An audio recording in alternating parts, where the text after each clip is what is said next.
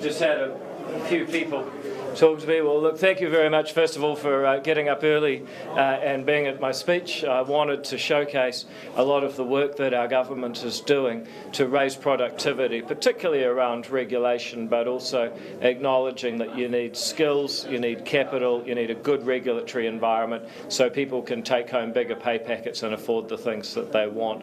I think this long-term issue of political stability is a real one, because I know that when people invest, they're not looking only at the current government settings, which we get very positive feedback on, but also where will it go in the long term. And that's why a 4-year term, a treaty principles bill, a regulatory responsibility bill, all of these are initiatives to allow people to invest, to innovate, to get on and be more productive.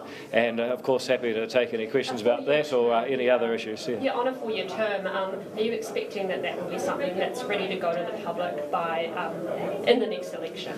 Well, the government's built on a coalition commitment to introduce a bill within 18 months of forming, so that's going to happen in the next few months. There will be a bill introduced, and then whether or not it goes all the way through to referendum will be subject to more debate. Yeah, NATO has been calling for an increase in spending, and we've seen Tim Gross has said that the Trump administration is going to put more pressure on New Zealand to do that. Given your election policy, do you think that New Zealand is boosting that spending enough? Well, look, I lead the ACT Party that's long said we need to spend more on defence. We need to be, equivalent to our Australian allies.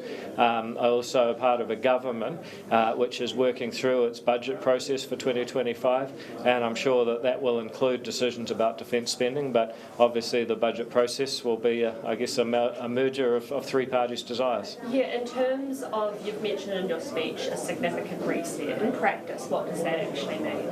A significant reset? Oh, in terms of regulation, yeah. Sorry. I thought you were talking about defence still. No, sorry. No, okay. Regulation, Look, first of all, just about every minister in this government is carrying out some level of deregulation. We've created the Minister for Regulation, the Ministry for Regulation, the Regulatory Standards Bill, which is equivalent to a Minister for Finance, Treasury and Public Finance Act. So we're building that stack of institutions to keep regulation in check, just as we have for government spending being kept in check. We're also doing sector reviews. We're going to roll those out every quarter now. We've got 3 underway from last year. We're now going to be doing those every quarter for this year and next, so that will take us to 11 sector reviews before the end of next year. Yeah, and I have to ask you, in terms of pies, is it acceptable that kids are going to be getting pies for lunch today? Well, I think if you ask the kids, I suspect they'll say yes. In terms of the long-term program, this is not our plan to have pies every day, but it is a celebration of 1 million meals delivered under the new system. But they are supposed to be healthy lunches, so is it acceptable that they're not? Well, there's once an old saying that you should have everything in moderation, including moderation. David, many of our RCR viewers are looking overseas to the US and liking what they're seeing with Doge and wondering, could we have a Department of Government Efficiency for New Zealand? What would it take to make that happen here? Well, we do. We have a Ministry for Regulation that is doing what some people in America are talking about. So if you look at the early childhood sector, we've gone through, we've listened to the people, we've put all of the current rules up against a measuring tape, and we're going to get rid of a lot of them. But we're going to make quite a lot of changes to the way early childhood education is regulated. That's not as sexy or big bang as perhaps what some people in America talk about. It is effective though. In terms of the school lunches, have you communicated expectations to Compass, or have you received assurances that this isn't going to happen again, that kids aren't going to be getting a healthy lunch? Yeah, they've communicated that this is a one-off in their view. That's because, first of all, it's partly a celebration of 1 million. This has been a huge thing to stand up, 123,000 meals delivered hot every day to hundreds of schools and often remote locations.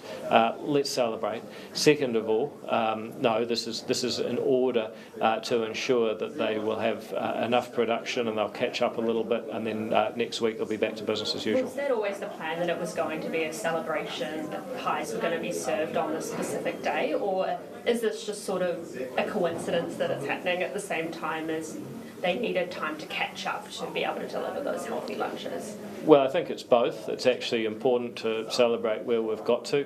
I don't think there'll be a lot of complaints from the children, I suspect, but it's also the fact that what we've done is really big and really ambitious, and it's saving the government a huge amount of money, and the feedback on school lunch quality is actually very positive, and we're happy to share with you a lot of the positive feedback that we're getting from children who say these meals are better than last year. So, this is a really positive and ambitious thing. If we beat up and beat down every time someone does something positive and ambitious, we're not going to be much of a country. Did you expect these sort of teething issues, as you've called them, to be coming up, or have you been caught by surprise by a lot of this? Well, you can't catch me by surprise because I expect the unexpected. David, what countries do you think we should be comparing New Zealand with, and what can we be learning from them?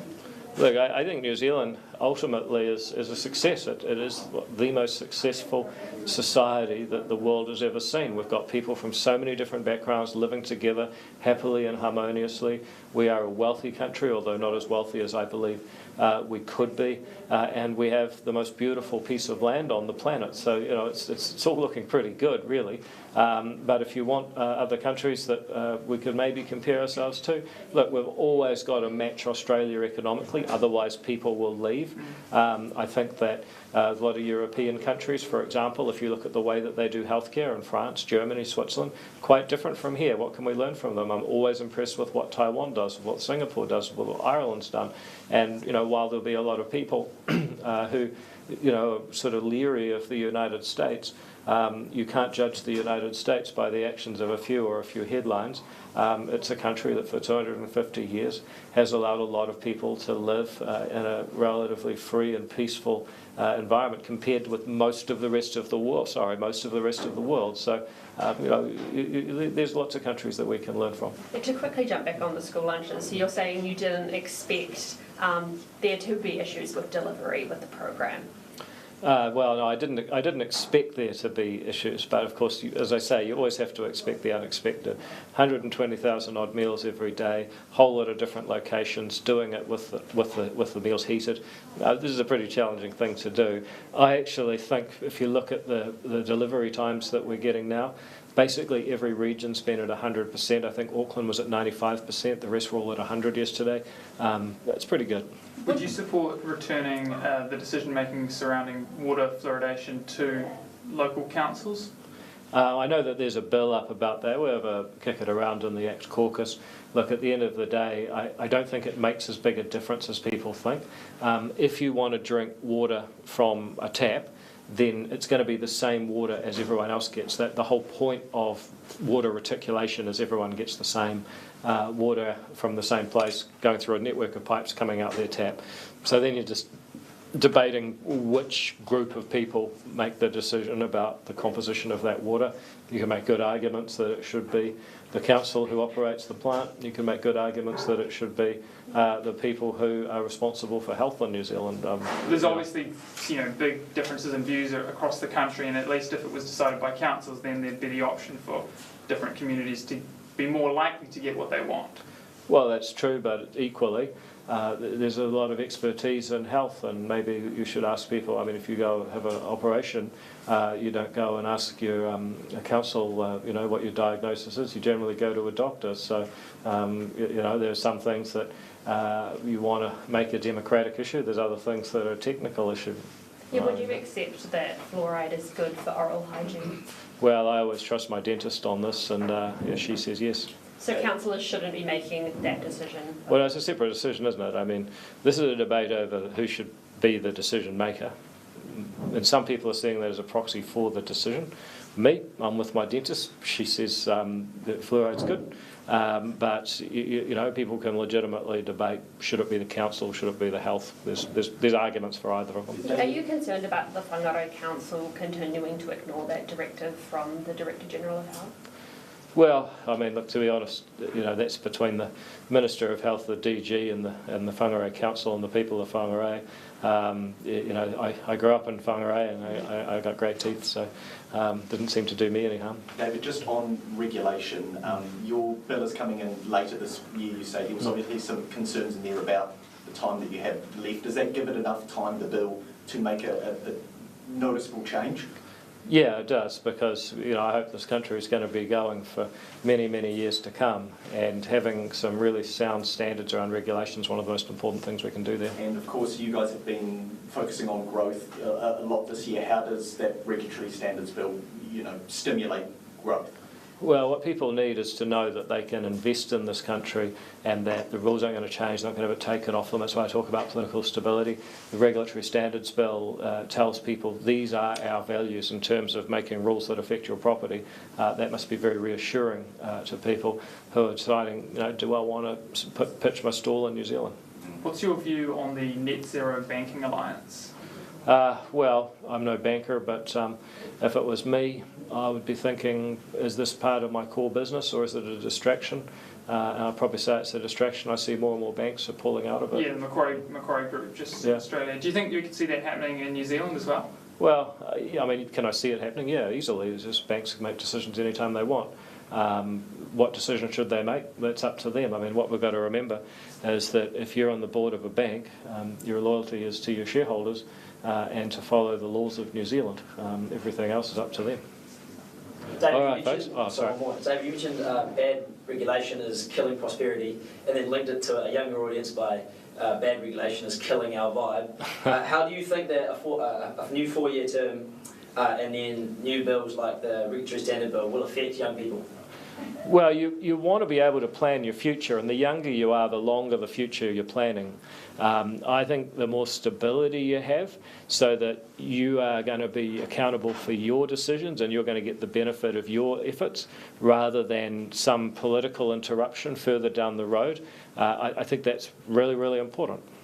But one last question. With regards to the gene technology bill, proponents such as yourself often talk about the potential economic benefits, but are you aware of potential economic risks? For example, the New Zealand Institute for Economic Research recently published a report showing that between $10 and $20 billion could be lost from our agricultural export sector.